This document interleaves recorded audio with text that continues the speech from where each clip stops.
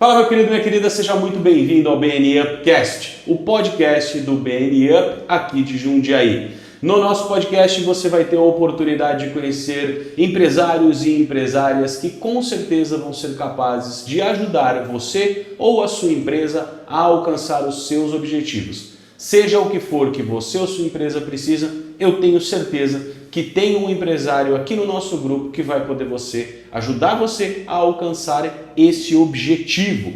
Hoje estamos aqui com os nossos... Na verdade não, corta e retoma. Para que esse podcast possa acontecer, nós temos o apoio aqui dos nossos patrocinadores. Então um agradecimento especial a eles, a Engegrid. A Engegrid é uma empresa de energia solar fotovoltaica. E se você não sabe, esse tipo de energia é uma das principais soluções estratégicas para a redução de custos operacionais. Ao instalar painéis solares, a sua empresa pode economizar até 95% na sua conta de luz. Isso gera um retorno do investimento de até 3% ao mês, ou seja, você faz um investimento e ele vai voltar para você em redução na sua conta de luz. Além disso, adotar energia limpa valoriza sua marca, atrai consumidores conscientes e prepara o seu negócio para um futuro sustentável e competitivo. Transforme o sol em lucro executando seu projeto com a Engegrid. Outro dos nossos patrocinadores é a Fictoragro. Cuidar dos seus investimentos para ter mais tranquilidade financeira no futuro é sempre muito importante. Pensando em diversificação inteligente com rentabilidade e com eficiência, conte com a Fictoragro. A Fictoragro é uma comercializadora de grãos. Basicamente, o que ela faz? Ela compra grãos dos pequenos produtores e vende para as grandes empresas. E ela usa o recurso dos investidores para fazer essa operação e parte do lucro que ela tem com essa operação, ela retorna para o investidor como uma forma de retorno de investimento. Então ele vai ter ali um percentual de ganho mensalmente. Então o foco aqui é você ter uma economia realmente interessante, você ter resultados interessantes e muito eficientes. Conte com a Fictor e vamos juntos semear o futuro. Também como apoiadores temos aqui a Murata Advogados, representado pelo nosso co-host hoje, Lucas Murata, que já vai se apresentar. Também a Salcio Branding e a Metaplano Contábil. Agora começando aqui o nosso papo, bem-vindo Lucas, que vai me ajudar aqui no processo hoje. Seja muito bem-vindo. Obrigado, Daltro, pela oportunidade, pelo momento. Sou o Lucas Murata, muito prazer. Sou advogado previdenciarista e hoje estamos aqui no meio desses dois especialistas no mundo das marcas aí para poder ser aquela parte mais curiosa para poder ajudar aqui no podcast nosso. Maravilha. E o convidado de hoje é o Jonas Bodruk, da empresa Sutura. Então, fala um pouquinho da gente pra gente, já começa falando um pouquinho da gente sobre você, um pouquinho para nós sobre você e um pouquinho sobre a sua história, cara. Seja bem-vindo, obrigado pela presença. Muito obrigado. Para quem não sabe, antes de eu começar a falar, ele é o responsável por fazer esse podcast acontecer tecnicamente falando. Tá certo. Bom, eu sou o Jonas, né? Essa é a parte fácil. E eu respiro arte, desde sempre. Eu tenho a graça de ter nascido numa casa que eu tive boas referências no audiovisual, ouvi boas músicas desde criança, assisti bons filmes, e isso me ajudou a criar uma linguagem desde sempre, sabe? A ter, no mínimo, bom gosto. Eu costumo dizer que bom gosto ele é feito de boas referências. Você não pode dizer o arroz da minha mãe é o melhor do mundo, sendo que você só comeu o arroz da sua mãe. Então, você consumir referências, você passa a entender quais são as boas referências. E foi aí que minha linguagem, né, na fotografia, no audiovisual, filmando, começou a ser formada, desde criança. Então, logo menino eu consegui pegar uma câmera, né, começar a fotografar. Meu pai tinha aquela Panasonic gigante e eu filmava também. Na adolescência eu comecei a editar alguns vídeos e era o momento de transição do analógico para o digital. Eu não tinha uma câmera digital, mas aí eu baixava coisas da internet e ia lá editar. Então eu brinquei muito com isso por muito tempo. Mas aí chegou a fase do emprego, né, no primeiro emprego, E eu não sei porquê, mas até hoje eu busco entender, para não semear isso nos meus filhos talvez, mas me veio assim um start que eu precisava pagar boleto e nem boleto eu tinha. Então eu precisava de um emprego. Então eu entrei na primeira faculdade que me aceitou e eu estudei administração. Não me formei, mas eu fiz 7 períodos de administração.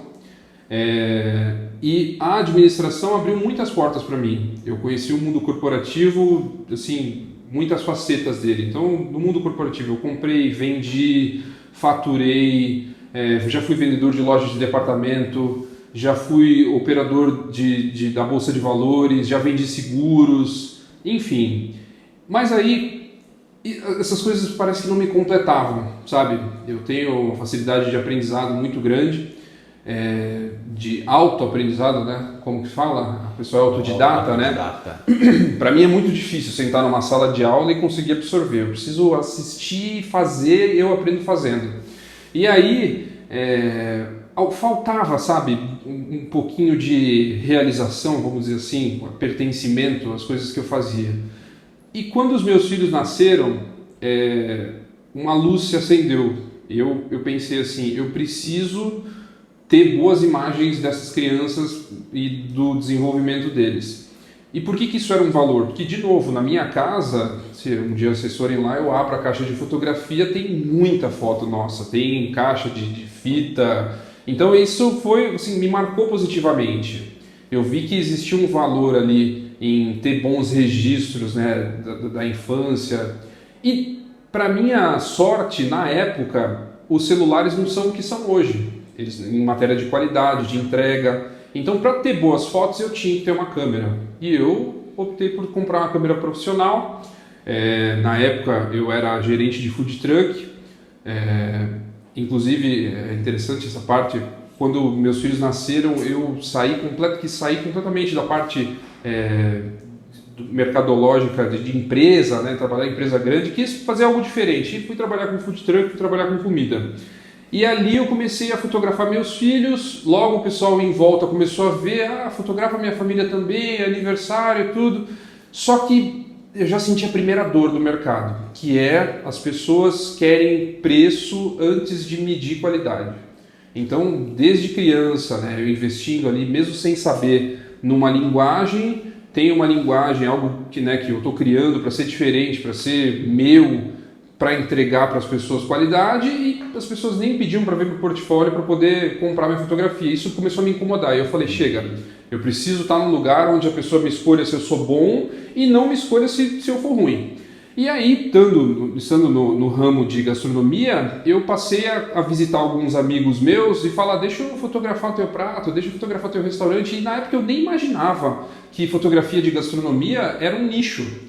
E foi muito legal essa fase, porque eu fotografei um restaurante, uma cantina italiana, que assim, foi um fracasso as fotos. Mas na entrega, a dona falou, obrigado, gostei, mas eu não sei o que aconteceu, alguma coisa dentro de mim ficou, sabe, fermentando. 3 dias depois eu falei, viu, fala a verdade, o que você achou? E aí eu tenho guardado essa resposta dela. Isso foi em 2016. Eu perdi o histórico, mas eu pedi para ela me mandar de novo porque foi muito importante isso. Ela destrinchou tudo o que ela esperava na fotografia que eu não fiz, né? Que era a fotografia de gastronomia. Não é uma foto jornalística que você vem e pega o assunto, fotografa do jeito que está. Precisava de uma manipulação do prato, desenho de luz, ambientação. E ela me falou assim, ali ela me deu o caminho das pedras do que eu não sabia, mas eu precisava aprender. E ali eu fui atrás de conteúdo. Na época a internet era mato para esse tipo de conteúdo. Hoje em dia você busca lá fotografia de gastronomia, tem um monte de gente ensinando, fazendo, mas na época era mato. Tinha um cara, e eu gosto muito de acreditar ele, Alexander Landau. Ele é fotógrafo, né? Fotografou Prazeres da Mesa, livros da Ana Maria Braga, e nele eu me inspirei. O cara é um artista, faz desenho de luz, ele joga uma luz no meio dessa jarra aqui só para difundir, dá um brilho parecendo que está entrando luz pela janela, assim, coisa impressionante. E ali eu comecei a fotografar gastronomia. Na época eu morava no Paraná, vim para São Paulo para crescer. Entrei numa agência de fotografia, uma agência francesa que fazia o trabalho de expansão do Rappi e do Uber Eats. Nesse momento, eu cheguei a fotografar 650 restaurantes só em São Paulo, na verdade mais de 650 restaurantes só em São Paulo. Caraca. Só que, ainda assim, eu acho que eu tenho esse problema, faltava algo ali, sabe? Eu não sou de coisas, eu costumo dizer que eu não sou de humanas, eu sou de humanos. E para mim o maior prazer era estar no restaurante e conhecer a história do cara, conhecer a história do prato, por que você começou a cozinhar, né? Quem que te ensinou, da onde que vem isso. E estando fotografando em restaurantes, eu passei a fazer retrato, né, dos chefes, e isso me acendeu uma luz e eu comecei a gostar, sabe, de novo. Opa, gente, né, pessoas, essa coisa mais calorosa do que a fotografar um prato, né? E eu voltei para a fotografia de retrato. E mais recentemente aconteceu que eu me lembrei de uma demanda que, assim, um dinheiro que eu deixei na mesa por muito tempo. Para o empreendedor, né, para o pequeno, médio empreendedor, o cara que faz a foto, o cara que publica, o cara que imprime, é tudo a mesma coisa. Ele não vai contratar uma agência e depois um fotógrafo e um diretor. Não. Ele contrata um cara que ele quer que resolva tudo.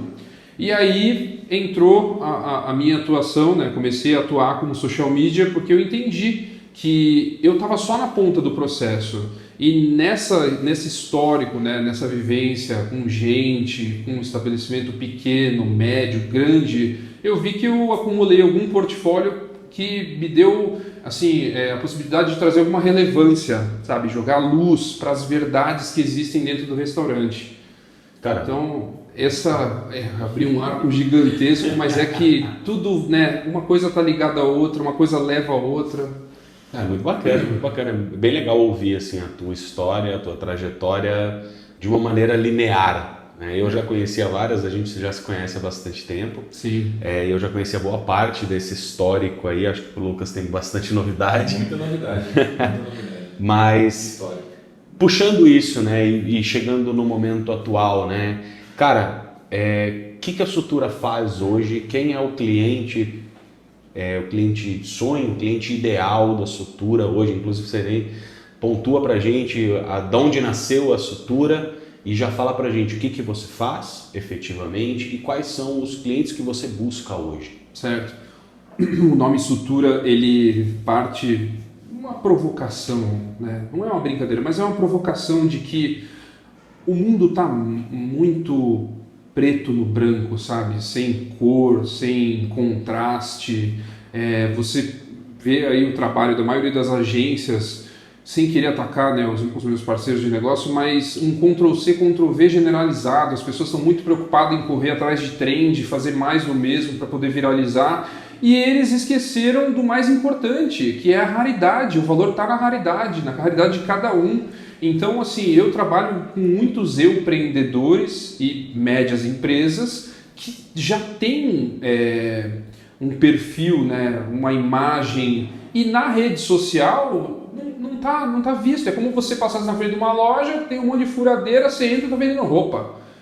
Tem que haver essa conexão, e a rede social é uma vitrine da empresa, e eu vejo essa desconexão porque as pessoas querem enquadrar a empresa delas, o formato, na imagem que está sendo passada, né? Desculpa, não na imagem, mas no contexto geral. O que as pessoas estão fazendo, qual que é a trend, qual que é a modinha, o que precisa fazer para viralizar. E a Sutura existe para costurar esse ferimento, sabe, que existe, muitas vezes essa falta de honestidade consigo mesmo, que as empresas têm, que o empreendedor tem. Então, nesses anos todos, eu tentei, né, sem querer de novo, mas eu treinei o meu olhar para enxergar além do que a pessoa mesmo se enxerga. Então, muitas vezes eu sento com um empreendedor para ter um bate-papo de briefing ali do que a gente tem de conteúdo para postar, e eu vejo ouro, mas muito ouro, em coisas que para ele é uma terça de manhã. Ele olha e fala, quem que vai querer ouvir isso? Vai! Pô, ainda mais você falando, você manja pra caramba, né? É legal ver você falando. Então a Sutura, ela existe, né, para dar luz aos pequenos e médios empreendedores. e respeitar a peculiaridade e a raridade de qualquer um. E pelo que você está falando, parece que você mais aprende do que você ensina, né? Você Eu adoro gosta disso, né? Dessa troca, dessa personificação, né? Eu simplesmente adoro isso, cara, sentar e assistir. E eu, assim, eu trouxe eu trago um aprendizado de quando eu trabalhava na Bolsa, que as pessoas, a gente dava palestra para poder atrair clientes, né? E aí o cara, você como advogado, né, Lucas, você sabe que no primeiro mês o cara, se ele puder, ele já está usando todos os termos do juridiquês. Com certeza. E em outros mercados não é diferente. A pessoa esquece como é comunicar com o leigo, né? Então, o meu trabalho é pegar pela mão do cara e falar, não, peraí, você está falando com gente que não está fazendo a menor ideia do que você está falando, então muda o termo, vamos adaptar aqui. E às vezes, né, é muito bom ser leigo. Eu entendo de filmagem, de trilha sonora, de direção de arte, de gente. Eu não preciso entender sobre o teu assunto. Na verdade, é até bom que eu não entenda, né, a fundo, porque daí eu vou falar, cara, você está falando faz o menor sentido para mim, né? Você precisa mudar os termos, esmiuçar isso. E para mim é muito legal, cara. Eu gosto de dizer que eu gosto de ser o cara mais burro da roda, porque daí eu sou o que saio e mais aprendo, né? Total. Maravilha. E hoje, qual é o perfil de cliente que você atende? Você falou de várias coisas ali, mas qual que é o perfil de cliente que você atende, que você busca hoje preferencialmente? Certo. Eu atendo pequenas e médias empresas, tá? Por consequência e não por escolha, eu tenho mais expertise com restaurantes, né? Eu respiro isso há 9 anos já, então acaba que eu performo melhor numa conversa com um dono de restaurante, mas, né, falando, né, de ser leigo e entendendo de estética e de comunicação, eu posso ajudar qualquer ramo, sem ser audacioso. Claro que, assim, estamos falando de pequenas e médias empresas, né? A minha empresa hoje comporta ajudar essas empresas, principalmente pelo quê? As grandes agências, elas vêm com um budget que muitas vezes não vai caber no bolso de uma empresa pequena. E assim, eu vou sentar com o dono, vou olhar no olho dele, vou visitar ele, vou, sabe, respirar a realidade para eu ser o porta-voz dele. Coisa que uma empresa grande muitas vezes não consegue fazer. Perfeito, maravilha. E cara, conta pra gente uma história. Eu sei que você gosta de histórias, você que gosta de gente. Conta pra gente uma história de um processo, um cliente, alguma coisa que marcou para você nessa sua trajetória, principalmente nesse momento, né? Conta pra gente como é que foi esse momento. Cara, assim, acho que a melhor história para eu trazer para vocês hoje é o meu primeiro cliente de social media, que posso falar o nome dele? Claro. É o Rancho Jundiaí, que está aqui na Anhanguera. Ah, legal. Ele foi meu primeiro cliente de social media. E ele veio de uma indicação. E isso, né, vou usar de gancho para talvez as próximas perguntas que você me faça aí. Mas ele veio de uma indicação. Alguém que me emprestou a própria credibilidade para, né, que alguém olhasse para mim e acreditasse que, pô, vai dar boa. E qual que é a história ali? Os donos, na pandemia, o dono ele perdeu os pais, a chefe de cozinha e a secretária. E aí, no retorno da pandemia, eles ficaram praticamente 2 anos fechados, eles voltaram completamente sem força. E aí eles arrendaram o restaurante e chegou um momento que eles entenderam que estava na hora de voltar. E foi nesse momento, assim, você vê que interessante, né, a maturidade do cara. Eles já são senhores, né? E aí ele, antes de voltar para o restaurante, chegar no cara que tinha arrendado, ele começou a juntar a equipe dele. Então ele falou com os cozinheiros, falou com os garçons e me acionou. Falou, Jonas, tenho isso, esse desafio, você pode me ajudar? E aí, assim que ele montou essa crew, né, de possíveis retornandos, vamos chamar assim, ele voltou com sola. E assim, cara, o meu primeiro post nesses caras foi, assim, hoje ele está com quase 100 mil visualizações, viral. A gente não patrocinou isso. Só que o mérito não é meu. Claro, eu dei o meu melhor ali, fiz um bom material, mas o mérito tá nas conexões, nas pessoas que olhavam para o rancho e queriam ver aqueles dois lá. E quando eles voltaram, eles assim chamaram todo mundo de volta. Eu vou sempre lá e eu ouço sempre a mesma história de nossa, que bom que vocês estão aqui de novo.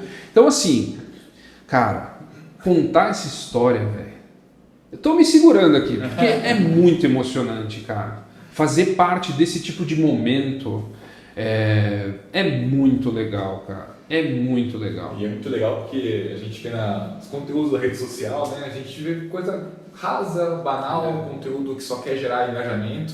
E você, um especialista de social media, trazer essa visão muito mais humanizada, igual você falou, cara, é muito legal mesmo. E até pegando nesse gancho, até queria te perguntar, né?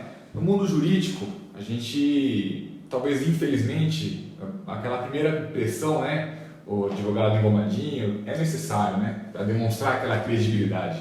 Me fala um pouco do Instagram ou das redes sociais. O que é essa primeira impressão também é importante na vida e na rede social desse empreendedor? Tá certo. Assim, a percepção de valor é uma coisa essencial. Você pode ser um cara hiper profissional, né? Antenado, atualizado, mas se isso não tiver bem claro na tua vitrine, você vai ter um problema. Só que existem advogados e advogados, eu não estou falando de advogados bons e advogados ruins, não. Existem advogados que são sérios, outros que são engraçados, e eu vejo que tem espaço para todo mundo. Você não precisa fazer o conteúdo virar piada para poder viralizar ou fazer dancinha. O segredo está em você se conhecer e se respeitar. Porque a pior coisa do mundo é quando a pessoa gosta lá de um artista, né? Olha, no show, tô cheio de carisma, e acha o cara na padaria e o cara é uma babaca. A pessoa tem um choque de realidade. Sim. Com a gente, né? Nós, afegães médios, é muito mais fácil acontecer. O cara vai te encontrar na padaria. Então, se ele vê você na rede social de um jeito e pessoalmente ele vê de outro, vai ter um ruídozinho aí, ele vai falar, opa, quem que é o de verdade? Né? Será que foi comigo que ele não foi legal? Ou ele não é assim? Então, assim, pra gente se conectar com as pessoas, a gente precisa ser a gente. E, naturalmente, o nosso público vai encontrar você. Você vai, assim, passar pelo feed de muita gente e as pessoas que se identificam contigo, elas vão se conectar contigo. E é esse tipo de cliente que todo mundo quer. Pode não dizer, mas esse é o tipo de cliente que todo mundo quer. Não precisa forçar uma barra. Né? Não precisa, não deve. Porque você é ator? Eu não sou, nem você. Não. Então a gente não tem que atuar. Você precisa na rede social ser você. E ó, tá falando um cara que teve muita resistência com isso. Porque, cara, a gente se odeia. Assim, a gente tem muito amor próprio, mas é só você se gravar, você não, ficou ruim. Cara, autocrítica é um negócio difícil. Então, eu, enquanto social media, né, eu adoro fazer a direção, produção de conteúdo. Inclusive, esse é um diferencial da minha empresa, porque existem 3 tipos de execução. Uma em que o cara terceiriza para você, você produz o conteúdo e eu só faço as programações, até mesmo o roteiro, passo para você, você grava. Uma segunda que o contrato é bom e compreende um outro profissional que vai vir, vai fazer isso, ou o terceiro que é o meu caso, que eu tô lá e eu faço. Então eu vou dar a anuência de que, cara, ficou animal, tá perfeito, tô vendo você, te conheço, é você falando, tá ótimo. E assim, isso não é um tapinha nas costas, mas isso é uma validação de que, cara, tá bom. As pessoas vão gostar, que a gente, para nós mesmos, a gente não consegue dar muitas vezes. A gente é muito autocrítico, essa é a verdade. Sim.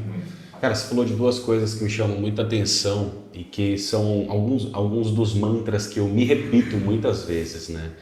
Cara, tem espaço para todo mundo. A gente está num país, se a gente olhar, a maior parte das pessoas pode atuar a nível Brasil. A gente está num país de 200 milhões de pessoas, cara. Você não precisa de 200 milhões de clientes.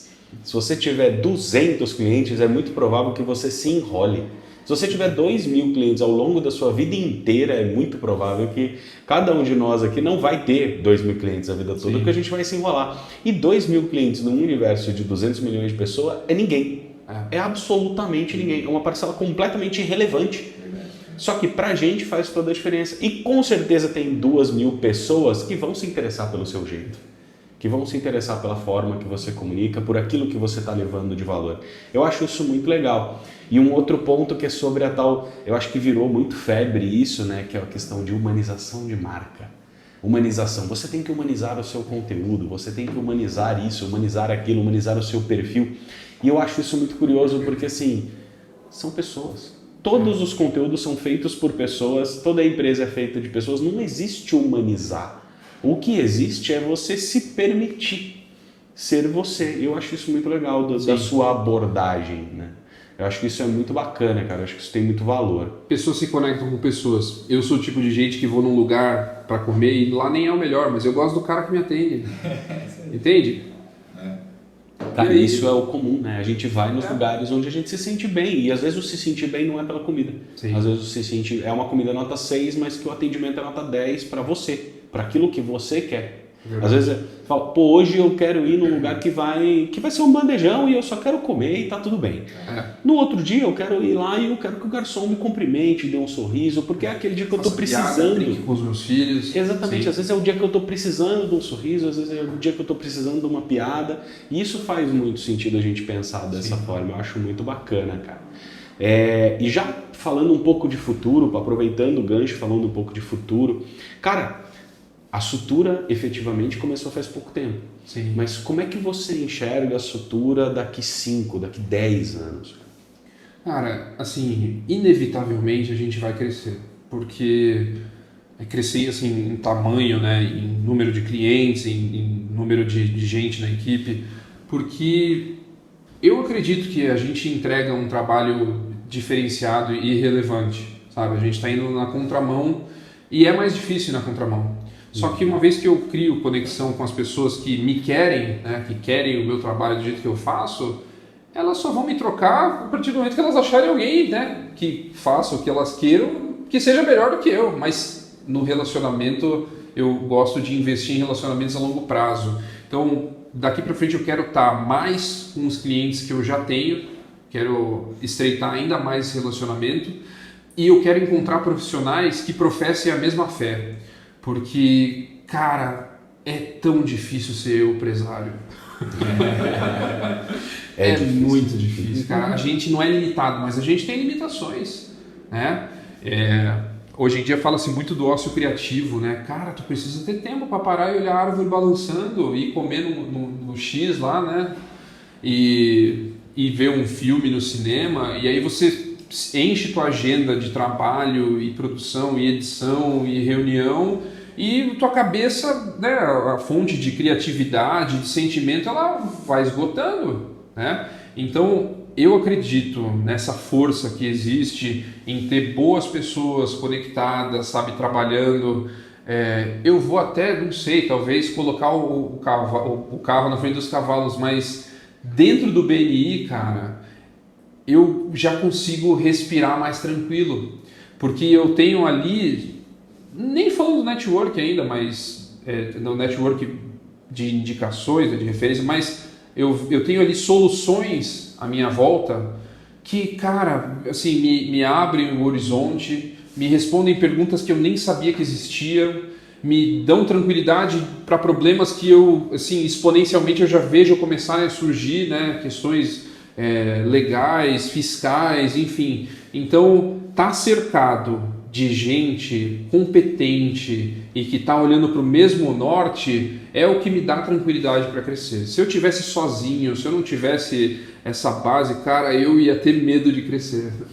E até sobre esse assunto do futuro, Jonas, até te perguntar, cara, o que você vê da inteligência artificial, cara? Cara, a inteligência artificial é sensacional, né?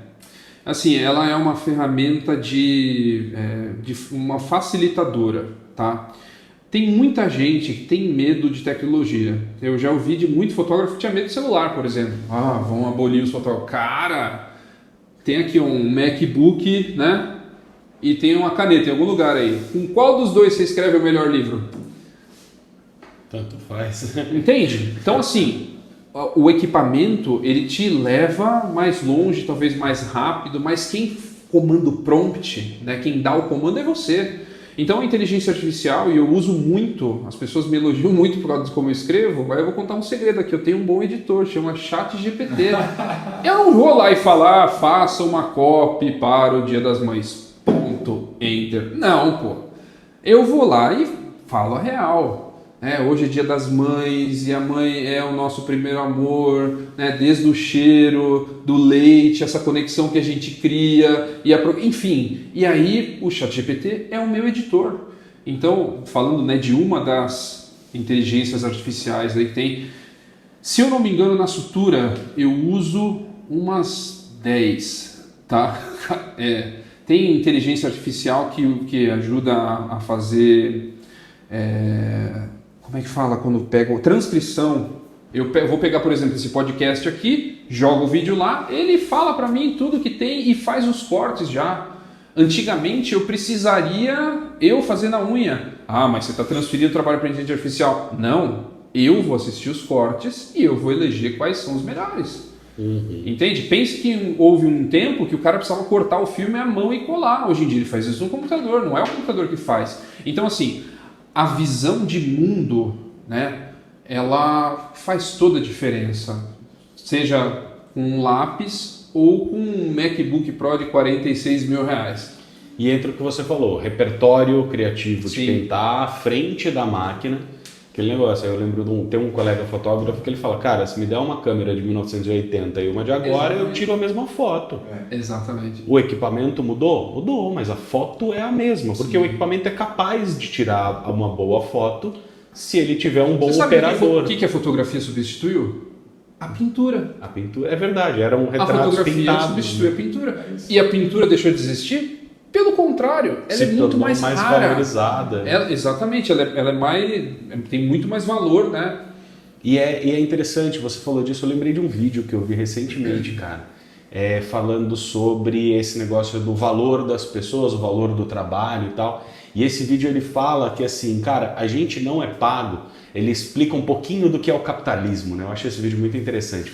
A gente tem uma ideia de que nós somos pagos por aquilo que a gente gera. E de fato isso faz sentido, mas essa não é não é o único valor que está na conta. Sim. A gente é pago também pela nossa raridade. Uhum. E ele faz no vídeo, vocês devem ter visto o vídeo, ele faz uma comparação, ele fala, pô, quantos popós existem? Pô, tem um cara que é bom como popó, então ele vai ganhar mais do que a maioria das pessoas que existem. Por quê? Porque ele é muito raro. Agora, uma pessoa que faz uma coisa que todo mundo faz, do mesmo jeito que todo mundo faz, ela vai ser menos valorizada. Sim. E aí entra isso da raridade, né? Você fazer as coisas de um jeito diferente é o que gera essa sensação de raridade, é o que vai aumentar essa percepção de valor, seja na operação da máquina, e aí a pintura, né, foi o que me gerou essa percepção, a pintura se tornou rara, e aí, por consequência, ela passou a ser muito mais valorizada. Exatamente. A partir da fotografia, da existência da fotografia. E hoje a gente já vê vários retornos, das Polaroids, inclusive, muito valorizadas. Se você quiser imprimir analógico, fotografar com filme, imprimir, cara, é caríssimo, eu nem sei onde tem. Eu não sei onde tem nem impressão de foto mais. Aqui em Jundiaí tinha um lugar ali na ponte que era sensacional, não tem mais. Então está cada vez mais raro, né? Eu vi um vídeo essa semana que falavam sobre 10 raridades do ser humano. Achei sensacional e eu não vou lembrar todas, mas, sei lá, o ruivo é 1 entre 100. Estou errando, é um número errado, mas ele fazia essa comparação. Sim. E aí, quando ele falava da nona, tinha uma lá que o cara não sentia dor. Tem uma condição que não sente dor. Tem uma que o osso não quebra. Eu vi isso daí. Cara, e aí a 10ª era mais bonita. E eu até chorei a hora que eu vi, cara, que o 10º é você. Cara, você é 1 entre 7 bilhões, velho. Se respeite. Primeiro, se conheça, né? Se permita, mas se respeite. Puta, perfeito. Não queira fazer igual o outro influencer lá que tá fazendo. Cara, as pessoas querem ver você. Eu acho que esse talvez seja o ponto mais interessante. Os caras que fizeram sucesso, como o Whindersson Nunes, eu lembro dos primeiros vídeos do Whindersson Nunes, ele com aquela câmera ruim, naquele quarto, né, simples, né, humilde. Cara, ele foi ele. Ele simplesmente foi ele. Ligou a câmera sem roteiro. E ele encontrou quantos milhões de pessoas que admiram ele sendo ele, não é? Mas é isso, né? A gente tende a primeiro se interessar pelo diferente. E aí, a partir do momento que aquele diferente pelo qual a gente se interessou é legal, a gente fica. Isso é uma coisa bem legal. Cara, puxando um pouco, você falou de que eu usaria o gancho, e de fato eu vou usar, né? Você falou um pouquinho do BNI, como era importante você ter gente em volta e tal.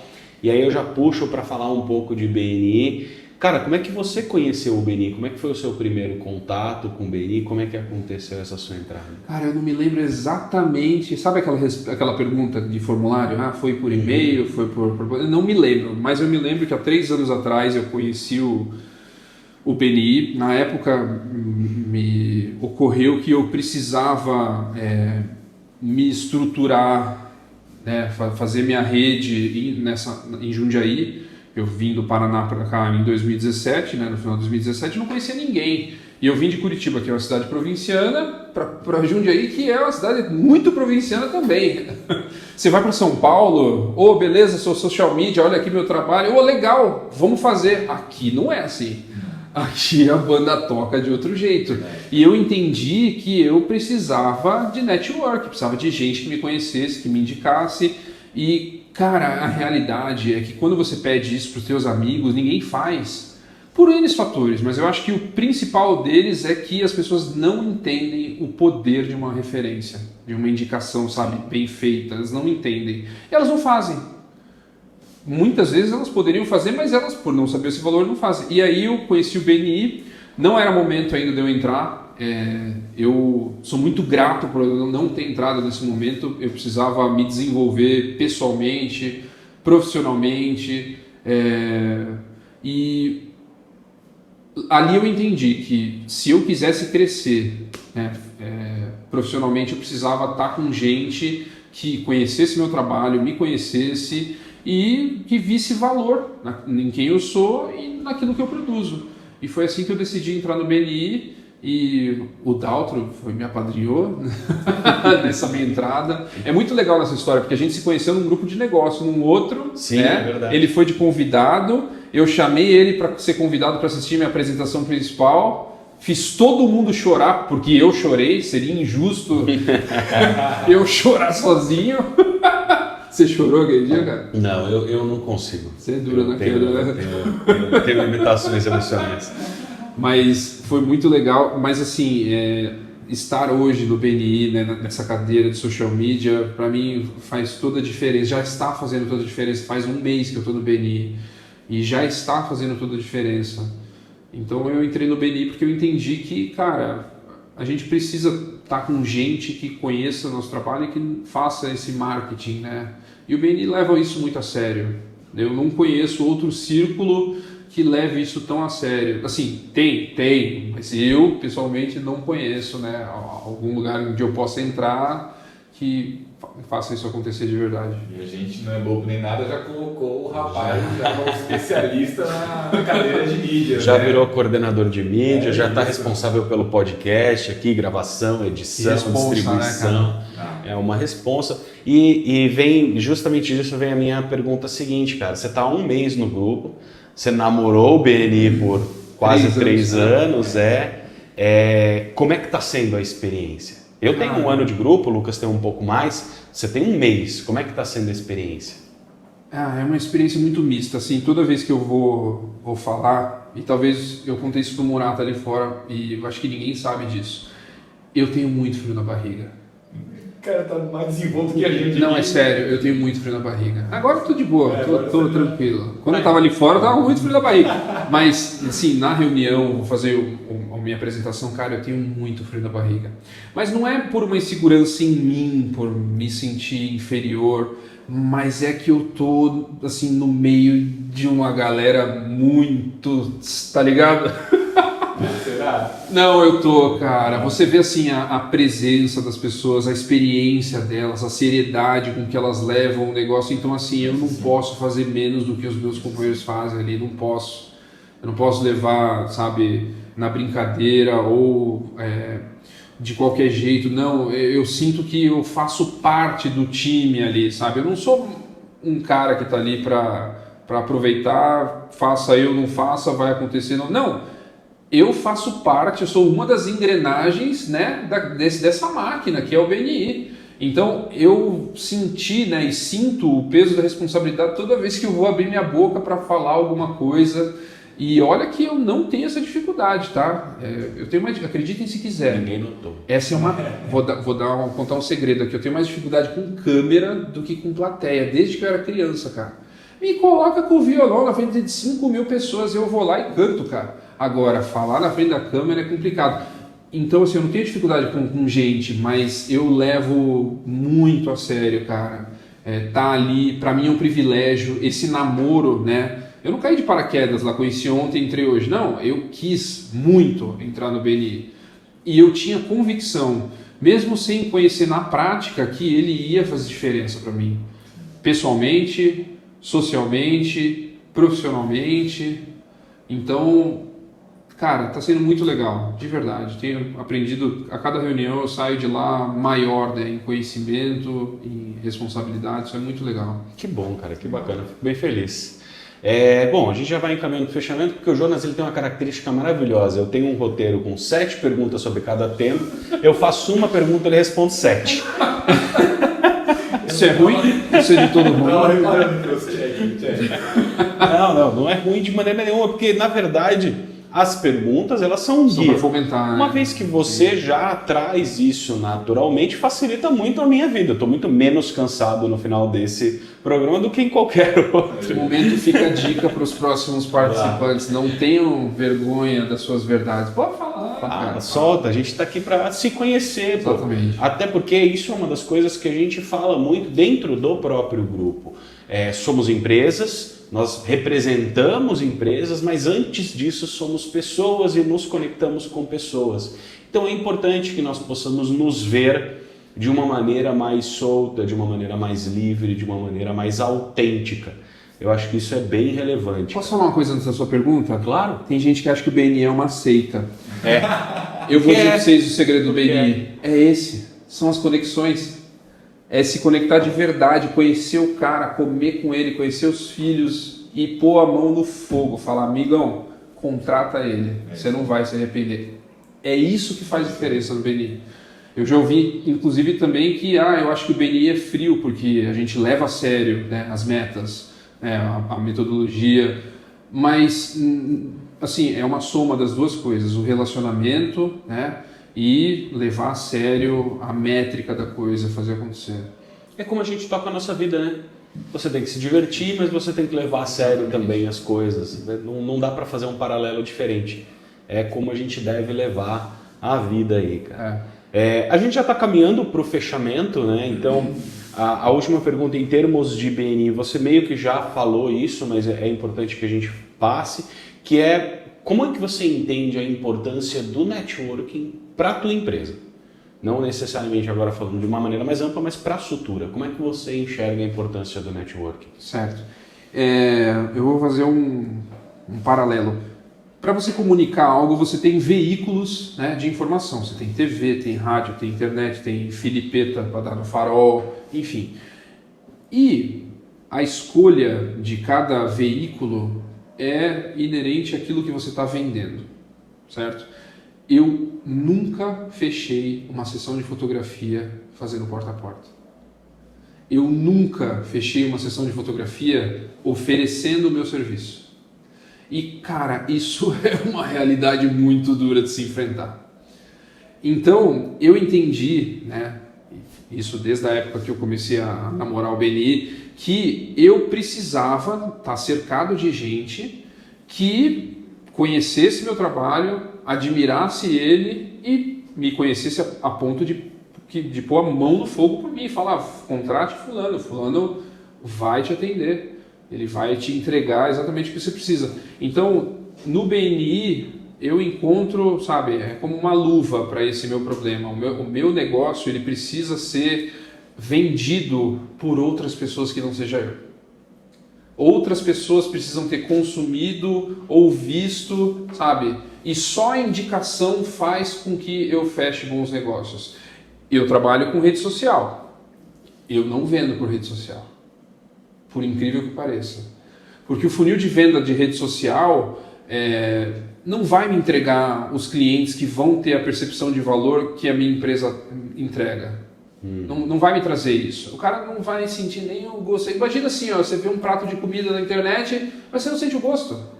Será que algum dia a gente vai sentir? Hoje em dia a gente não sente.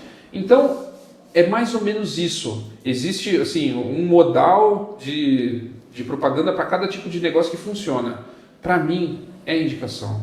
A indicação faz toda a diferença e eu não vi outro modal que me vendesse melhor do que indicação. Maravilha. Bom, e para fechar, me deixa aqui uma mensagem, cara. Uma mensagem que você gostaria de deixar para quem está começando a empreender, para quem está interessado no Beni. O que você tem a dizer para essas pessoas? Cara, eu já disse isso, eu vou repetir porque é muito importante. Se conheça e se respeite.